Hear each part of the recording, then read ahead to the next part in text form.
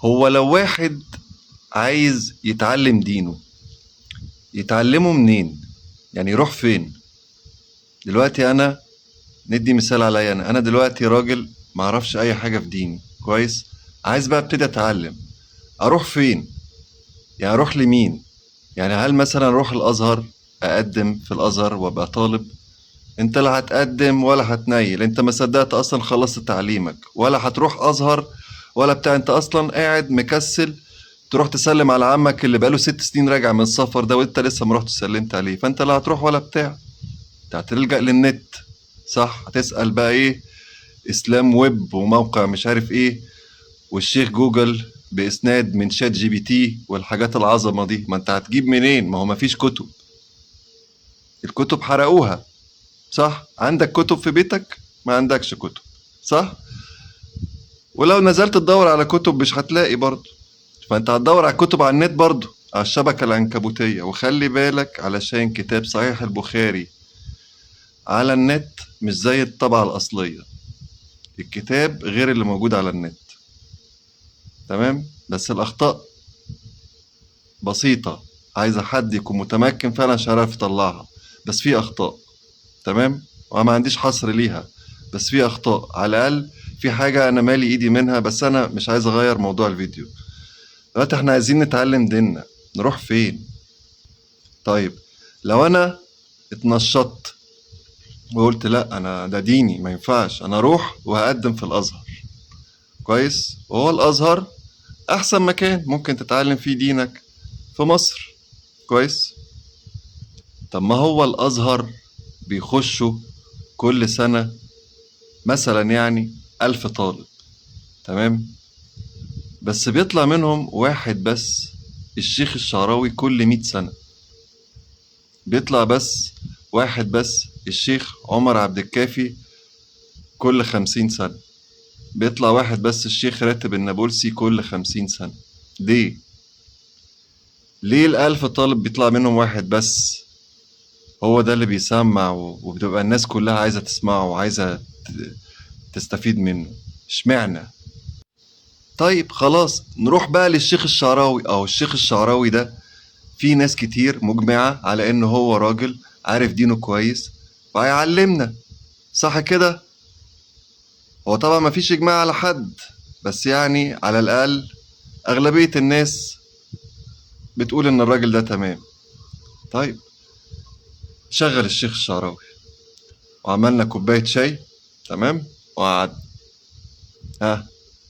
10 دقايق، ربع ساعة، ابتديت تهرش، ابتديت تزهق، انت مش فاهم، في حاجات وقعت منك مش فاهمها، الشيخ عداها. طب ما انتش عارف تسأله، طب هنعمل ايه؟ طب نروح للشيخ الشعراوي البيت الله يرحمه ناخد درس خصوصي؟ طب ما الشيخ الشعراوي ما هو علم ولاده وما طلعوش الشيخ الشعراوي برضه. الله، طب انا عايز اطلع الشيخ الشعراوي، اعمل ايه؟ شوف بقى، ما بديهاش، انا همسك انا بنفسي القرآن، هو مش مكتوب بالعربي؟ طيب ما انا بعرف عربي، انا هقراه بقى وافهم كل حاجة. بسم الله الرحمن الرحيم، ألف لام ميم، ذلك الكتاب لا ريب فيه هدى للمتقين. ده ايه الصورة دي؟ كبيرة قوي، ده كل ده؟ انا هقرا كل ده؟ لا، هات لنا صورة صغيرة بقى، هات لنا صورة من الصور الصغيرة نبتدي بيها عشان ما نبتديش بالحاجات الكبيرة دي. ايوه، يعني ايه؟ هات لنا من الحاجات اللي في الاول كده، صورة الفيل كده، ولا صورة الشرح، تمام. هات لنا صورة، ايوه صورة الفيل كده، عشان الراجل اللي بيقول لك الفيل محمود ده مش عايز ارد عليه. انا اصل هطلع ارد عليه اقول له ايه؟ ما القرآن بيقول الم ترى كيف فعل ربك باصحاب الفيل، هطلع انا ارد عليك اقول لك ايه؟ فخلينا بقى في ايه؟ في سورة الفيل. اولها ايه قلنا؟ الم ترى كيف. الله، واحنا مش لما كنا بنقرا هنا سورة البقرة بسم الله الرحمن الرحيم كان اولها برضو الم؟ ولا دي الف لام ميم؟ دي الف لام ميم مش الم. تانية الم نشرح لك صدرك، الله، مش دي الم ودي الم؟ طب اشمعنى دي الف لام ميم ودي الم؟ الله، شكلي مش هعرف ولا ايه؟ طب ايه الكلمة دي؟ بسم الله الرحمن الرحيم، وتكون الجبال كالعهن المنفوش.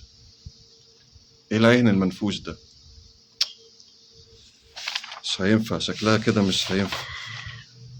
ايه ده؟ ولا يشهد بآيات الله إلا كل ختار كفور. ده ايه الختار الكفور ده؟ الله، طب نروح فين يا اسلام؟ زهقتنا، انت بقالك 5 دقايق بتتكلم وما قلتلناش نروح فين. شوف يا كبير، كلام ربنا ملوش مرادف.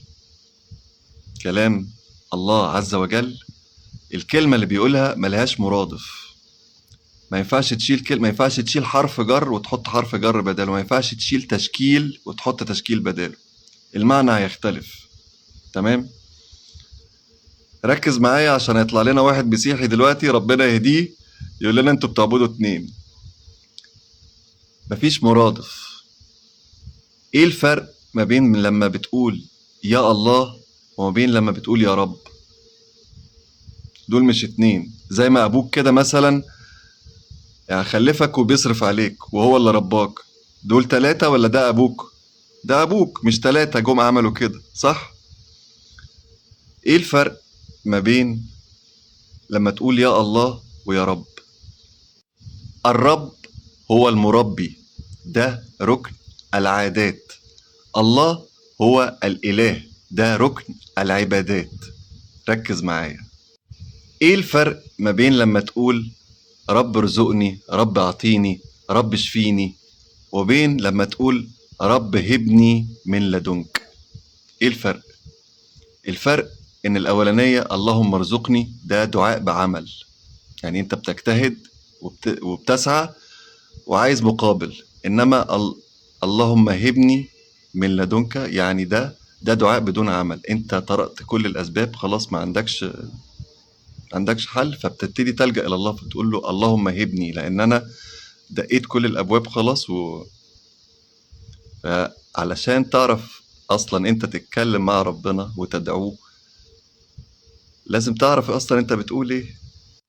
المشكلة في ايه بقى؟ المشكلة ان الناس طول ما هي بتدعي ربنا عمالة تدعي له يرزقها حسن الخاتمة، عظمة، ويرزقها الصحة، ممتاز، محتاج لها أكيد، والستر والعفو والجنة. طب إمتى طلبت من ربنا يعلمك دينه؟ طلبتها من ربنا يعني قلت يا رب كده وعقدت النية إن أنت عايز تتعلم وطلبتها من ربنا، قلت يا رب فقهني في دينك؟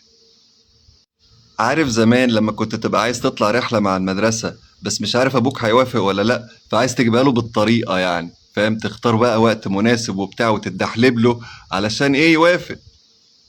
بتعمل إيه؟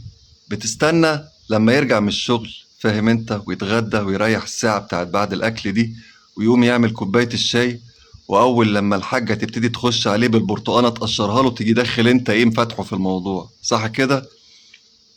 ولله المثل الأعلى.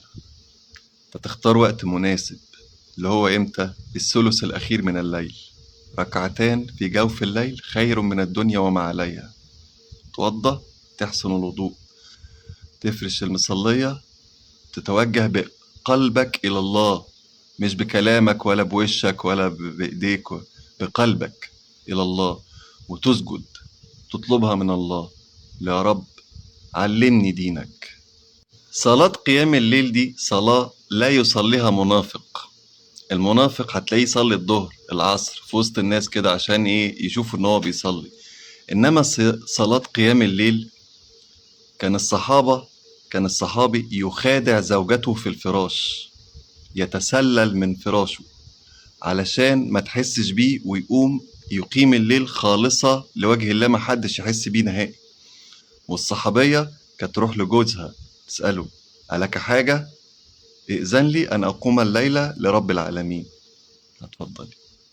صلاة قيام الليل دي انت عارف لما بتبص في السماء وتشوف النجوم منورة، سكان الملأ الأعلى اللي هم الملائكة لما بيبصوا من السماء على الأرض تحت بيشوفوا البيوت اللي فيها حد بيقيم الليل منورة زي ما انت بتشوف السماء فيها نجوم منورة كده. البيت اللي فيه حد بيقيم الليل بيبقى منير، البيت منور. انت لو بصيت على السماء حتى لو كل انوار البيت مطفية، لو ما فيش شمعة منورة، طالما في حد في البيت ده بيقيم الليل، الله يرحمك يا امي، الله يرحمك، طول ما في حد في البيت بيقيم الليل البيت منور. انت لو بصيت على البيت ده من فوق 7 سماوات هتلاقيه منور. رب العباد نفسه سبحانه وتعالى في الثلث الأخير من الليل ده بيتنزل إلى السماء الدنيا، السماء الأولى، ويسأل: ألا من مستغفر فأغفر له؟ ألا من سائل فأعطيه؟ ألا من تائب فأتوب عليه؟ أنت متخيل؟ ده وقت عظيم، الوقت ده استغله. قوم يحصل إيه بقى؟ يحصل اللي قلتلكوا عليه في الفيديو اللي عملته يوم ما قلتلكوا هديكوا هدية عيد ميلادي: عفوه يستغرق الذنوب فكيف وده، ووده ينير القلوب فكيف قربه، وقربه يدهش العقول فكيف حبه. تحب تعرف كيف حبه؟ لو ربنا بقى أحبك يحصل إيه؟ 3 خطوات. الأولانية: رب العباد بينادي سيدنا جبريل عليه السلام، يقرئه السلام ويقول له: إني أحب عبدي فلان فأحبه، فيحب سيدنا جبريل. وبدوره سيدنا جبريل ينادي في سكان الملأ الأعلى الملائكة: إن الله أحب عبده فلان فأحبوه، فتحب الملائكة، فيوضع له القبول في الأرض. اللهم وعدنا يا رب. ربنا لو رحت له مشي هيجيلك جري، ولو رحت له جري هيجيلك هرولة، بس ما تجربش عشان انت كده هتبقى بتسوح نفسك. الله لا يجرب، تمام؟ ما تختبرهوش، ما تتجنش في دماغك، تمام؟ انت كده بتبقى بتبعد مش بتقرب. كويس؟ الله لا يجرب، تمام؟ لازم يكون عندك إيمان، مش هقولك يقين، لازم يكون عندك إيمان. والإيمان بيبقى غيبي، مفيش حد بيؤمن بحاجة شافها، تمام؟ كلام ليك يا جارة. كويس؟ مهم، وصلت إن أنت بقيت قريب من ربنا. ولا عجب في فقير يتحبب، إنما العجب، كل العجب في غني يتودد. أنت فقير فأنت عادي إنك تتحبب، إنما ما بالك بالغني الله سبحانه وتعالى يتودد وهو الودود. وصلت؟ الحمد لله على السلامة. ادعي بقى اللي انت عايزه، اطلب من ربنا اللي انت عايزه، اطلب منه ان هو يفقهك في الدين، هتتعلم دينك، هتلاقي فتوحات نازلة ترف على دماغك انت ما انتش عارف هي جالك منين. سبحان من اطلق لسانك، هتلاقي نفسك معلومات بتطلع منك انت ما انتش عارف هي جايه منين، بس ما تجربش. واصدق النية وخلي قلبك مع ربنا مش لسانك، واعقد النية وربنا يا ابني أقرب من حبل الوريد. مشكلة ربنا قريب، انت اللي بعيد. ربنا قريب منك، انت اللي بعيد. وقال ربكم ادعوني استجب لكم، ما تنسونيش من صالح دعائكم.